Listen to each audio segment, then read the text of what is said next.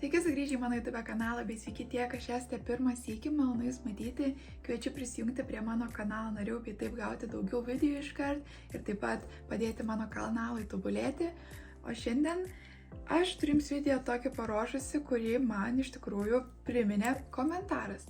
Tai po vienu video, nepamenu ar buvo vlogas ar storytime'as, kur šnekėjau apie savo ligą, skausmą, buvo komentaras, kad ar tu mėginai eiti pas žolininkus, ekstrasensus, ten nežinau kaip dar vadinasi tokie žmonės.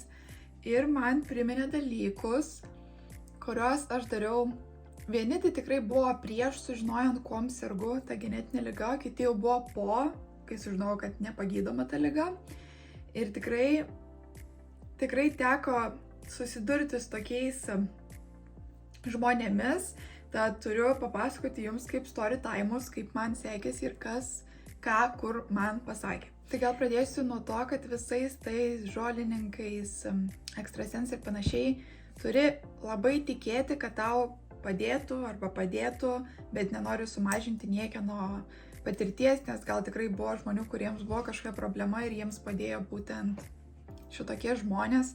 Tai kiekvienam savo, bet aš apie save gal pasakysiu taip, kad aš nei tikiu, nei netikiu, aš esu kažkur per vidurį, nes visokių dalykų būna. Ar aš manau, kad egzistuoja žmonės, kurie turi labai geras nuojautas ir pajutimą žmonių, taip. Ir vien dėl to taip sakau, kad pati ir mano mama, mums yra nutikę tokių dalykų, kur mes labai gerai nujaučiam arba susapnuojam kažką ir vėliau nutinka. Žodžiu, tokių dalykų, kur tikrai esu ir patys ant savęs pamačiusi, kad tikrai kartais tą nuojautą gali pasakyti ir padėti daug kur. Ne visada, nes tikrai gyvenime buvo, kad visiškai nesuveikia nuojauta ir buvau visiškai apgauta, bet tikrai aš manau, kad tokių žmonių gali būti ir gali būti, kurie gal turi kažkokią labai nuostabią energiją ir gali tą energiją perduoti kitiem. Tai aš tikrai manau, kad tokių žmonių gali egzistuoti. Bet ar jie gali viską išgydyti? Nemanau. Nes, kaip sakant, tiek jau metų ir viso kito praėjo, kad, kaip sakant, yra ir mokslas, ir vaistai, ir visa kita, ir yra ta pusė. Ir aš nesakau tikrai, pavyzdžiui, aš iki dabar, kai aš susirgu kokiu gripu, ten kosulys, skauda gerklę, mano mama visą laiką renka visokias žoles iš laukų, aš geriu visą laiką tas arbatas su žolelėm, ten visokie, jeigu ten akies uždegimas, ramunėlių arbatoje galima pamirkyti tamponėlį, dėtis ant akių, žodžiu, aš tais žolėm tikrai pasitikiu, nes, čia jau labai senai žinomas dalykas, bet kad jos gali viską išgydyti, aš nepritarčiau tokiam posakiui. Tai dabar pradėsiu pasakoti apie tai, ko man teko patirti su tais ekstrasensais ir panašiai, žolininkais ir dar kitokiais, aš nežinau ten kaip pavadinti, ypač tą vieną, kurį papasakosiu.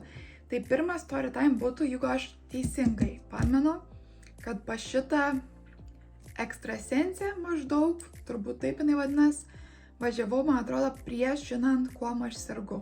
Prieš sužinant savo diagnozę, nes tikrai pas mane buvo etapas laiko, kur tiesiog po tų operacijų pečių, kai taip nutiko staigiai ir tie skausmai, kad aš turėjau ieškoti, kur problema, nes ten pas vieną nueidavo į daktarą, atmesdavo tą, pas kitą nueidavo, atmesdavo tą ir nerasdavo kur ir galiausiai priėjau prie genetikų ir genetikai jau rado. Bet iki tol, kol priėjau, buvo tas laikotarpis, kai tu tiesiog esi, tau reikia atsakymo, nes tu atrodo išprotėsi, tu ieškai atsakymų ir niekas nepadeda ir aišku tada žmonės tokiuose situacijose griebiasi šiaudo. Dėl to, ką aš norėčiau dar paminėti, kad tie ekstrasensai, kiti, kurie nėra tikri, labai dažnai pasinaudoja tais žmonėm, kurie griebiasi šiaudo ir yra tokioje blogoje psichologinėje būklėje, dažnai gali pasinaudoti žmonėm, nes jie jaučiasi labai blogai, nori pagalbos, o tie ekstrasensai gali prižadėti pasakas ir gali net pinigus taip išvilioti, tai labai atsargiai su tokiais žmonėm. Bet toliau pasakoju savo istoriją. Ir šita ekstrasensė, žolininkė, nežinau kaip ją pavadinti, buvo Lietuvoje, bet aš tikrai net gaminu kokiam miestelį, kur, bet gal kai pradėsiu pasakoti istoriją, gal kažkas netyčia būsi susidūrę, kas čia žino, bet kažkur tokiam gal labiau kaip kaimelį buvo. Ir mano mama žinojo ją iš seniau, man atrodo. Ir mes ten važiavome. Ir labai viskas įdomiai atrodė. Taip atsimenu, ėjom jos kiemą. Ten buvo daug žmonių eilė, tikrai visi matyti, ten būdavo kažkokia diena, kur gali suvažiuoti, o gal kiekvieną dieną priima, aš nežinau. Ir tiesiog visus taip, žinau, kad aš sėdėjau ant suoliuko, kiti laukė, ten galėdavai atsivežti litrus, 5 litrus vandens ar ant buteliukose vandens, aliejaus ir jinai pakrauna tą vandenį, aliejų savo energiją. Tai man jau tas toks buvo, kad okei. Ir tuomet jinai po kiekvieną žmogų nusiveda prie tokio staliuko su suoliuku ir jinai taip trina rankas ir tave skanuoja. Ir dar ir man, ir mano mamai. Ir kai mane skanavo, ką man sakė, tai buvo dalykų, kur pataikė, buvo dalykų, kur visiškai nesąmonė. Atsimenu, sakė, kad ta prasme labai jautri, tai logiška, bet čia galima ir pastebėti tokius dalykus, vis tiek drebulys yra ir visa kita, ir nedrasi gal esu tokia, tai pastebėti galima. Tuomet, pūkis. Tuomet atsimenu, ką geriausiai prisimenu, tai kad jinai sustojo prie mano gimdos pilvo srities ir sakė, kad čia yra labai daug problemų, čia žodžiu reikia būtinai šitą žiūrėtis, čia daug visokių ten, tai tie žodžiai tokie būna, žinot, jie ne medicininiai, tokie, kad ten daug negatyvių dalykų, daug visokių jie ten moka to savo padaryti.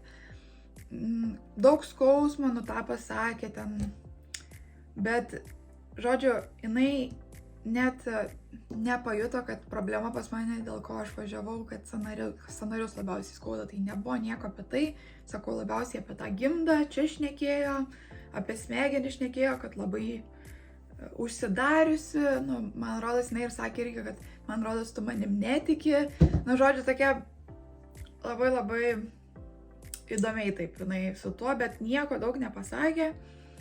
Tuomet dar prisėdom, atsimenu, ant suoliuko ir jinai tiesiog tokia kaip moralą skaitė žmonėm ir ten kiti labai buvo atvažiavę tikinti žmonės, į Dievą. Ir aš atsimenu, jinai pažiūrėjo į mane ir sako, tu netiki, tu esi, mane kažkaip pavadino, kad aš netikiu į Dievą, nes, aš nesu religiška, netikiu į Dievą, aš tikiu į gamtą, į visatą, aš manau, kad gamta yra sukurta mum ir aš labiau tikiuosi, labiau tokia į gamtą tikinti pagonė, nežinau, tikra lietuvė. Tai aš į Dievą netikiu, ypač bažnyčias visokias, nes ten didžiausia nesąmonė man. Nesakau nieko, jeigu jūs esate, tai jūs būkit, kas esate, aš būsiu, kas aš esu. Bet aš ne. Ir jinai man sako kažkaip, kad tu pasimetus sielą, tu kažkaip netiki. Ar ir mano mama parodė, nes šiaip mano mama irgi, nelabai tikinti. Tai, žodžiu, pasakė ten tai kaip moralą, išsivežėme to vandens, nes man rodos ten galėjo jau nusipirkti jos to pakrauto vandens. Aišku, nieko nuo to vandens nebuvo grįžus, bet čia eilinį kartą sakau, jeigu ten važiuotum, nusiteikęs, kad ten tau čia amazing bus, gal tau ir būtų, bet nežinau, man vien tas, kad su ta savo energija jinai net nepajuto, dėl ko aš ten atvažiavau ir pagrindiniai dalykai buvo tokie moteriški dalykai, čia gal su širdim kažkas, čia gal va tas, nepasakė nieko visiškai tikslaus apie mane ir tas buvo man toks, kad tu nieko nejauti, tu čia tik šnekėt. Tai man buvo ta patirtis tokia, kad nieko gero. Tai šitaip. O kiti du, jeigu aš neklystu, buvo jau po diagnozės mano, bet galiu ir klyst, gal kažkuris buvo prieš, sužinant ligą ir panašiai, bet buvo 2 atvejai. Tai pirmas buvo Šiauliuose. Mano teta sužinojo, kad kažkokia specialistė iš kažkur atvažiuoja kartą į mėnesį į Šiaulius ir daro kažkokius, su elektros kažkokiu bangų aparatu, skanuoja tave ir pamato problemas ir gali ten su tom bangom elektros tavo pakeisti, nežinau, bangą tavo organizme, gal čia jau buvo po ligos sužinoma, kad gali tavo genus net pakeisti. Žodžiu, ten buvo ir kad ten visą laiką pas ją nėra vietų ir šiaip netaip gavo man tą vietą. Mane teta ir vežė, nes nors dar buvau gan jaunesnė pusė. Ir, ta prasme, įėjau, jinai nešnekėjo angliškai, lietuviškai, tik rusiškai. Tai jinai šnekėjo per tetą su manim, kiek teta suprato. Ir labai irgi buvo taip, kad nepasakė problemos mano pagrindinės. Aš nepamenu, ar jinai klausė, ar irgi buvo ta, kur tiesiog aš pasakau, tu man nesakyk. Esmė, kad tiesiog prišnekėjo daug tokių nesąmonių ant tiek, kad aš irgi nepamenu nieko. Nes buvo irgi ne į temą, ne su tuo, dėl ko mano problemos, bet didžiausia buvo tas pasakymas jos, kad tas aparatas, ten kažkoks elektrovagų, jis yra nuostabus, jisai kainuoja, nenoriu suklysti, bet kažkas apie, kelis tūkstančius eurų.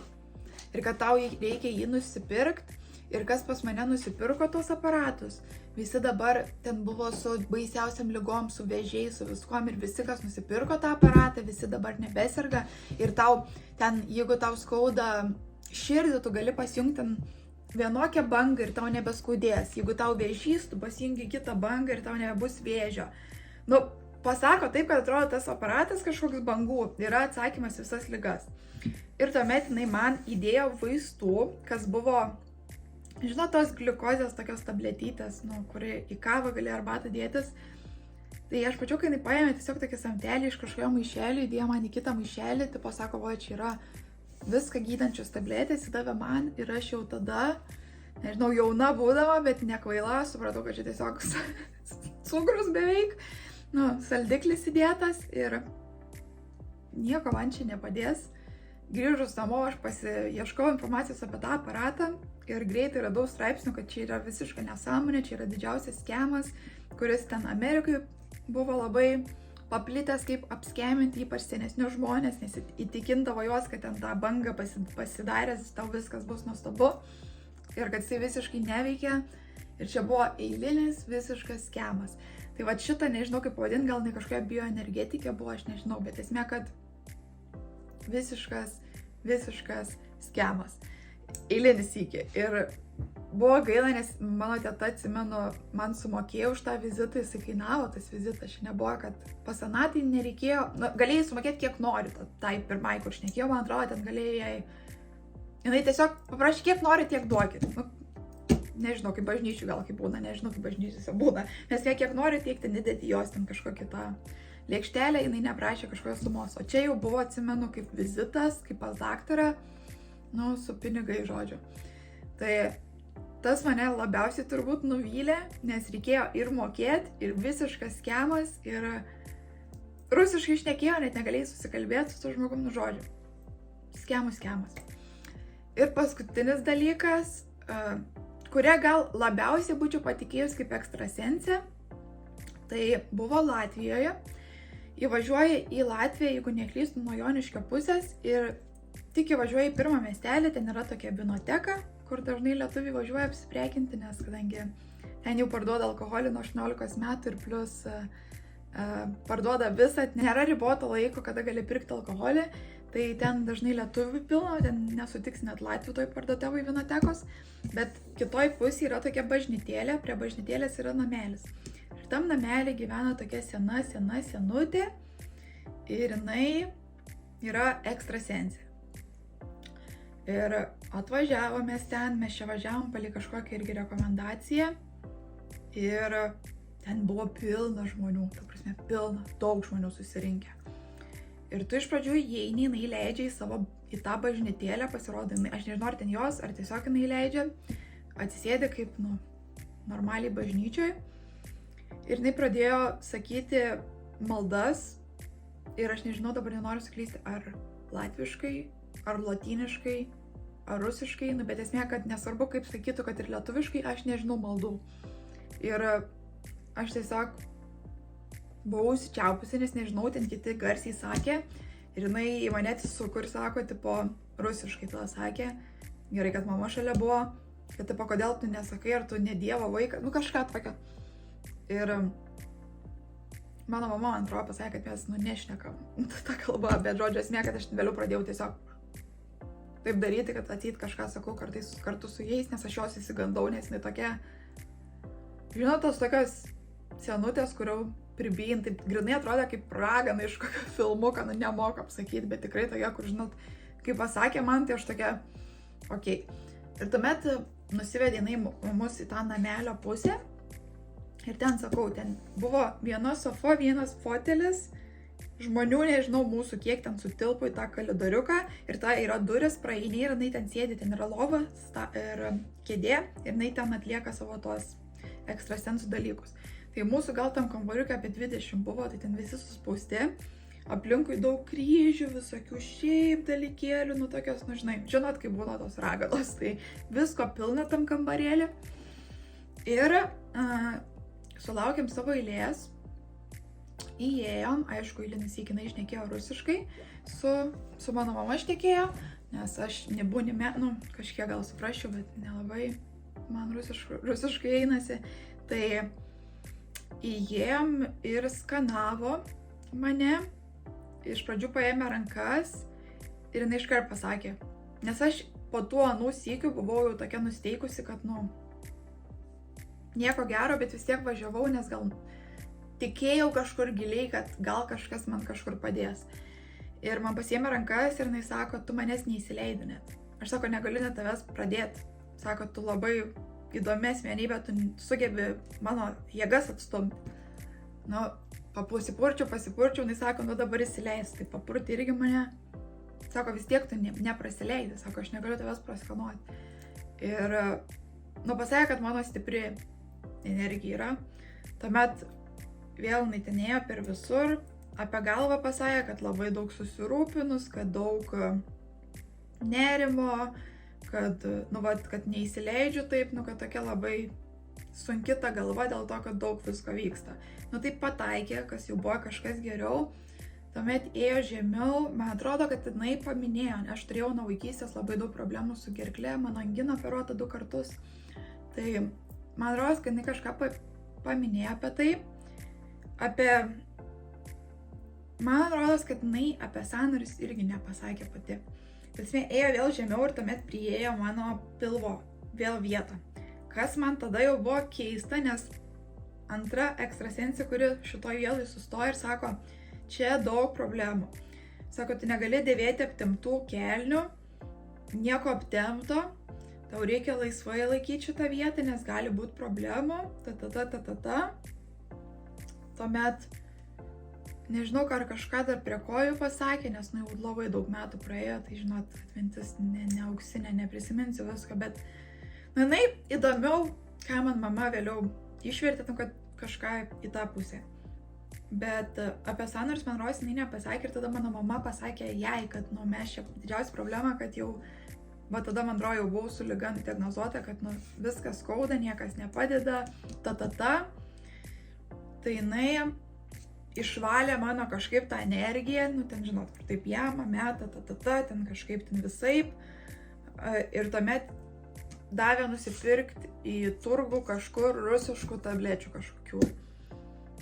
Ir niekas nepadėjo, aišku, ir tas valymas energijų nepadėjo, bet šitas bent jau potyris man kažkaip buvo įdomiau, nes jinai iš visų tų, kur teko lankytis, atrodo tokia realistiškiausia ragana. Suprantate, tokia realistiškiausia ekstrasensė, atrodo, kad žmogus gal kažką iš tikrųjų ir supranta. Bet nesakau, man vien tas, kad tiek daug žmonių suvažiavė ir mano mama be to su kažkuriais pašnekėjo, kai laukiam jos prie tos bažnytėlės, kad čia jau važiuoja ir kad visiems valo tą energiją. Tai matyt, kiti žmonės tikrai pasitikė. Bet aš po to vieną sykį buvau, man užteko to vieną sykį, aš nenorėjau ir tiek. Tai tokia mano patirtis su ekstrasensais, bioenergetikais, žolininkais, nežinau. Ir nieko įspūdingo nebuvo. Bet sakau, nesau, kad nurašyčiau visiškai visą šitą dalyką, gal kažkam ir padeda, bet tiesiog manau, turėtum būti labai toks tikintis į tai ir gal tada jau būtų kitaip.